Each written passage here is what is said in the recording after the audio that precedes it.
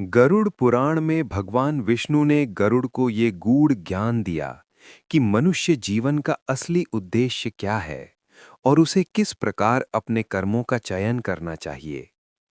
जब मनुष्य सत्कर्म करता है तो उसका प्रभाव केवल उसी तक सीमित नहीं रहता, बल्कि उसकी आने वाली पीढ़ियों तक पहुंचता है और पूरा वंश धर्म के मार्ग पर अग्रसर होता है। गरुड़ पुराण हमें भयभीत करने के लिए नहीं, बल्कि जीवन को सही दिशा देने के लिए है। इसे सुनने और समझने से मन में धैर्य, संतुलन और शांति का संचार होता है। आइए, हम सभी भगवान विष्णु से प्रार्थना करें कि इस दिव्य ज्ञान को सुनकर हमारे भीतर सद्बुद्धि जागृत हो और जीवन में सकारात्मक परिवर्तन आए। ओम नमः शिवाय।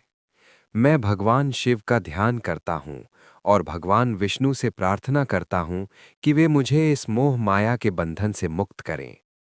एक बार पवित्र नैमिषारण्य में ऋषियों ने सूत जी से प्रश्न किया, मनुष्य दुखों में क्यों फंसा रहता है? तब सूत जी ने बताया कि मनुष्य अपने ही कर्मों के कारण दुख भोगता है, लेकिन वो संतों की शरण में नहीं जाता और न ही सही मार्ग को अपनाता है। इसी प्रकार गरुड़ ने भगवान विष्णु से प्रश्न किया कि मृत्यु के बाद जीव की क्या अवस्था होती है। भगवान विष्णु ने समझाया कि जो मनुष्य धर्म और सत्कर्मों से दूर रहता है, उसे मृत्यु के बाद कष्टों का सामना करना पड़ता है। जो व्यक्ति दया, भक्ति और धर्म से विमुख होकर केवल धन कमाने में लगा रहता है, वो ईश्वर की कृपा से वंचित रह जाता है। ऐसे लोग अज्ञान के अंधकार में ही जीवन व्यतीत करते हैं और अंत में दुख को प्राप्त होते हैं। वहीं जो व्यक्ति मधुर वाणी बोलता है, दूसरों की सहायता करता है और ईश्वर भक्ति में लगा रहता है, उसे अंत समय में भगवान स्वयं अपने धाम में स्थान देते हैं। मृत्यु के समय पापी जीव अत्यंत पीड़ा का अनुभव करता है। उसका शरीर कमजोर हो जाता है, इंद्रियां शिथिल पड़ जाती हैं और वो असहाय हो जाता है। तब यमदूत उसे अपने साथ ले जाते हैं। यमलोक की यात्रा बहुत कठिन होती है।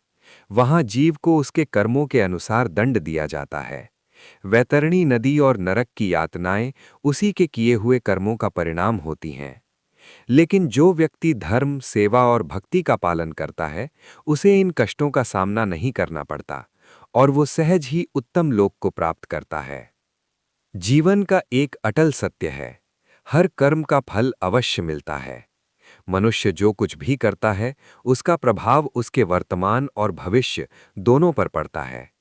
इसलिए मनुष्य को सदैव धर्म, दया, सेवा और भक्ति के मार्ग पर चलना चाहिए। माता पिता का सम्मान, पितरों का तर्पण, दान पुण्य और संतों की सेवा, यही सच्चा धर्म है।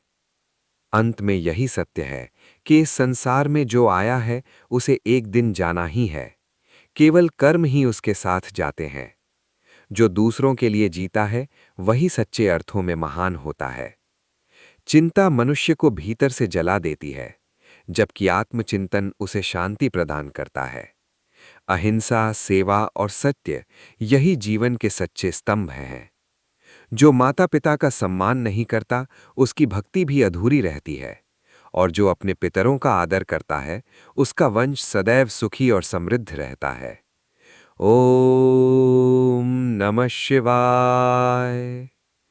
अगर आपको ये कथा पसंद आई हो, तो इसी प्रकार की आध्यात्मिक और ज्ञानवर्धक कथाएं सुनने के लिए रुद्राक्ष वाला पंडित चैनल को जरूर सब्सक्राइब करें।